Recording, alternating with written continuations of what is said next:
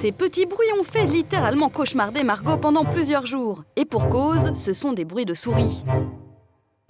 Les souris, c'est répugnant avec tous les poils, la queue, les petits yeux et tout. Et du coup, moi, je voulais vraiment ça partout, sauf dans mon lit, quoi. Ça m'a un peu perturbée dans mon sommeil.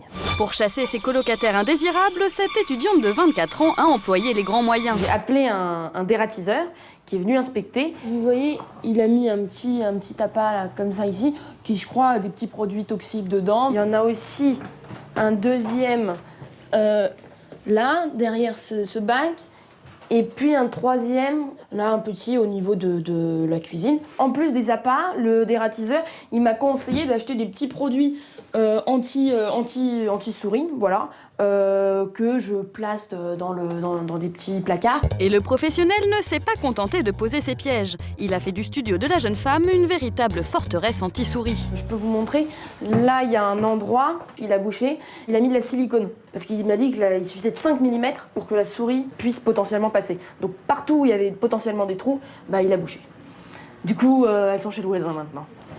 Partager son logis avec des souris, une phobie très répandue. En effet, à l'approche de l'hiver, avec la chute des températures, elles sont nombreuses à se réfugier au chaud dans nos logements.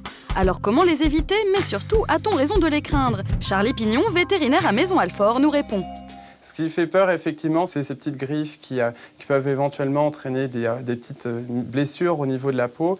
Les principales maladies qui peuvent être transmises aussi bien par les souris que par les rats sont, dans un premier temps, donc la peste, la leptospirose, qui est une maladie liée à une bactérie qui est transmise par l'urine des rats et des rongeurs. Après, vous pouvez avoir d'autres maladies telles que des champignons ou des acariens.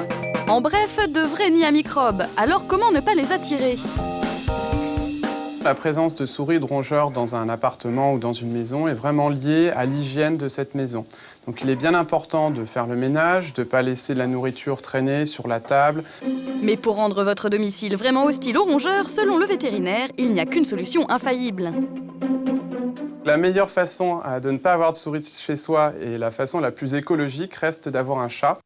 Si l'animal est si efficace, c'est parce qu'il ne craint pas les souris, il les traque. Un état d'esprit qu'ont adopté les propriétaires de cette boutique parisienne depuis des générations. Ici, les souris sont même exposées en vitrine. C'est mon grand-père qui les a capturées au hall en 1925 et qui en a fait sa déco, mis dans des pièges par le cou. Et je pense que sans ça, notre boutique n'aurait pas un tel charme et serait pas autant photographiée. Je ne suis pas venue pour prendre des photos de rats, mais tout ça est tellement fascinant. Ça, il faut absolument que je le prenne en photo. Une décoration d'un autre temps, tout comme les pièges que propose Julien à ses clients. Pour les souris ? Oui. Vous avez encore rien essayé ? J'ai essayé les trappes...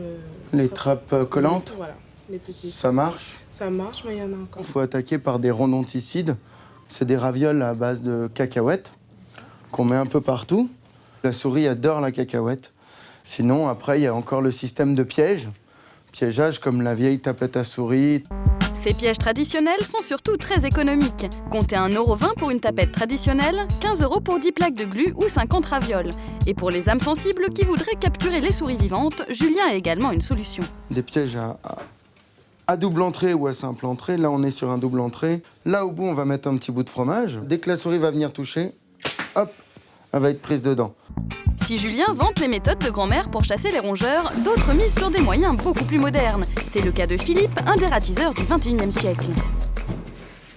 Bonjour, Société B. Ça y est, on est là. Allez-y, entrez. Impatient de vous voir. Aujourd'hui, c'est Laure qui l'a appelé et la jeune femme est visiblement très inquiète. J'ai aperçu une souris au niveau de la salle de bain. Donc j'ai fermé la porte. Après, je ne sais pas si elle y est encore. Mais enfin voilà, si vous pouvez aller voir, ça m'arrangerait beaucoup. Est-ce que vous en voyez souvent ou c'est la première fois que vous en voyez une? C'est la première fois. D'accord. C'est poilu, c'est moche, ça a une grande queue, ça grouille de partout, donc j'ai la phobie. Oui. Une fois son diagnostic réalisé, Philippe ne se contente pas de proposer à Laure de poser des pièges chez elle. Est-ce que vous pensez que vous allez pouvoir rester ici Ça me dégoûte, les souris, je peux pas, c'est pas possible. On a la possibilité de vous trouver un hôtel. On va vous Parfait. faire un traitement, on mettra du produit un peu partout. On fait le tout et on va ensemble. D'accord, parfait. Oui, bonjour. Est-ce que vous auriez une chambre de disponible pour cette nuit? Tout à fait. L'originalité de son concept consiste à proposer à ses clients apeurés de passer une nuit au calme dans un hôtel le temps de son intervention. Le dératiseur s'occupe lui-même de réserver une chambre à la jeune femme. Le moment qu'on fait le traitement, elle n'est pas ici, elle reste à l'hôtel, en se disant demain elle va venir et la souris sera prise. C'est déjà plus rassurant. La nuit d'hôtel reste à la charge du client. Quant à la dératisation, comptez entre 80 et 150 € selon la superficie du logement, soit le même prix qu'une intervention classique. Alors que Laure se prépare à passer une nuit tranquille, loin de son invité surprise, chez elle, l'opération commando de Philippe bat son plein. C'est du ciment rapide pour boucher les petits trous accessibles, ce qui nous permet d'être sûr qu'on n'aura pas de souris qui viennent de ce côté-là. Là, on va mettre une plaque de glu, ce qui va nous permettre d'en choper rapidement. Vous voyez comment elle est vraiment costaud. Si la souris elle se colle dessus, elle n'a aucune chance. L'avantage de la plaque de glu, c'est que si c'est une femelle, plus elle est chopée vite, plus on est sûr de ne pas avoir une autre génération. Sachant que les souris, la femelle, toutes les 9 semaines, elle va nous faire si petit. Quelques heures suffisent en général à cette technique pour être efficace. En effet, quelques heures plus tard, la proie est capturée. Loin de cette terrible réalité, Laure s'apprête à passer une nuit sereine. Je suis soulagée, rassurée. Je sais qu'il s'occupe de tout, donc c'est parfait, je vais pouvoir dormir tranquille. Au revoir. Bonne soirée.